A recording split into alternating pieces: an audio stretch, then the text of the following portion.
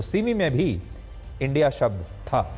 सिमी और उसके जैसे अलग अलग संगठनों के सक्रिय सदस्यों ने बाद में एक नया संगठन बनाया जिसका नाम था पॉपुलर फ्रंट ऑफ इंडिया, और इस संगठन को भी भारत विरोधी गतिविधियों के लिए पिछले साल बैन कर दिया गया था। अब अगर आप इस नाम पर ध्यान दें, पॉपुलर फ्रंट ऑफ इंडिया, इसका मतलब तो यह है भारत का लोकप्रिय फ्रंट। लेकिन सिर्फ ये नाम रख लेने से क्या लोग ये मान लेंगे कि पीएफआई भारत का एक बहुत ही लोकप्रिय फ्रंट है? अगर लोकप्रिय फ्रंट है वो भी इंडिया का, तो फिर इसे बैन क्यों किया गया? इन संगठनों के अलावा और बहुत सारे ऐसे नाम हैं, जैसे rehab India foundation, campus front of India और ऑल इंडिया इमाम्स काउंसिल जैसे संगठनों ने भी खुद को इंडिया बताते हुए भारत विरोधी गतिविधियों को खुलकर अंजाम दिया है, और बाद में इन सभी संगठनों पर प्रतिबंध लगाना पड़ा, जिससे ये समझ में आता है कि नाम का अपना एक प्रभाव तो ज़रूर होता है, लेकिन नाम की आड़ में ब्लैक को हमेशा वाइट नहीं किया जा सकता। और ये बात हमारे देश के लोग भी बहुत अच्छी तरह से समझते हैं। पाकिस्तान और अफगानिस्तान में भारत के खिलाफ जिहाद की बातें करने वाले कई आतंकवादी संगठन आज भी अपने नाम में इंडिया शब्द का इस्तेमाल करते हैं, जैसे इंडियन मुजाहिदीन, अल कायदा इन इंडियन सबकॉन्टिनेंट और जमात उल मुजाहिदीन इंडिया नाम के आतंकवादी संगठन आज भी भारत के खिलाफ जिहाद कर रहे हैं। लेकिन इसके साथ ही ये खुद को इंडिया भी बताते हैं, इंडिया शब्द का नाम भी इस्तेमाल करते हैं। इसीलिए आप खुद सोचिए कि क्या इंडियन मुजाहिदीन में इंडियन शब्द होने से यह आतंकवादी संगठन इंडिया हो सकता है? भारत के साथ इसका कोई रिश्ता कभी भी स्थापित हो सकता है?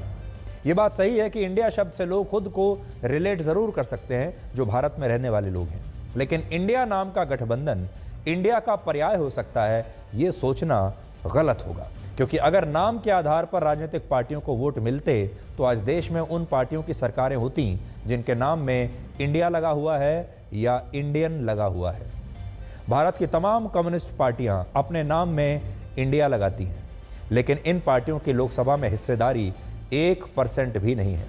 आपने देखा होगा communist party of India, communist party of India Marxist, communist party of India Marxist Leninist, तो ये सारी जो पार्टियां हैं, ये जो वामपंथी दल हैं, ये सब बताते हैं कि हम भारत की कम्युनिस्ट पार्टी हैं, इंडिया की कम्युनिस्ट पार्टी है। तमाम लेफ्ट पार्टियों के पास लोकसभा की इन सब की मिला के 5 सीटें हैं, जबकि इन सब के नाम में इंडिया लगा हुआ है। और यही बात आज आप सबको समझनी है। आप जब किसी से मिलते हैं तो सबसे पहले आप उस व्यक्ति से यही पूछते हैं कि उसका नाम क्या है। नाम के बाद आप उसका जो आपका दूसरा सवाल होता है वो है आप काम क्या करते हैं, यानी पहले नाम और फिर काम। तो विपक्षी दल अगर ये सोच रहे हैं कि देश के लोग उनसे सिर्फ उनका नाम पूछेंगे और काम नहीं पूछेंगे, तो ये उनकी एक बहुत बड़ी गलतफहमी हो सकती है। अभी चुनाव होने में 10 महीने का समय बाकी है। विपक्षी दलों ने नाम तो बहुत अच्छा रख लिया, इंडिया। राहुल गांधी का ये आइडिया है, आइडिया अच्छा था। और कोई भी कंपनी जब बाजार में आती है, अगर वो अपना नाम बहुत अच्छा रख लेती है, अगर नाम बहुत कैची है, अगर नाम ऐसा है जिसके साथ लोग रिलेट करते हैं, तो फिर उसका आधा काम ठीक हो जाता है। लेकिन बाद में लोग काम देखते हैं, नाम को भूल जाते हैं। और यही बात आज विपक्ष के गठबंधन में, इंडिया नाम के इस गठबंधन में लोगों को समझनी पड़ेगी, नेताओं को समझनी पड़ेगी। आज इंडिया को बताना होगा कि अगर इंडिया चुनाव जीता तो फिर इंडिया का प्रधानमंत्री कौन होगा।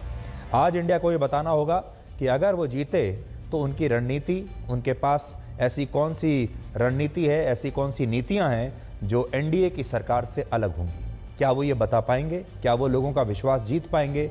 यह अभी बहुत बड़ी चुनौती आगे चलकर होने वाली है। इंडिया के बाद अब हम इंडिया और पाकिस्तान के लड़के और लड़कियों के बीच चल रही डिजिटल मोहब्बत का एक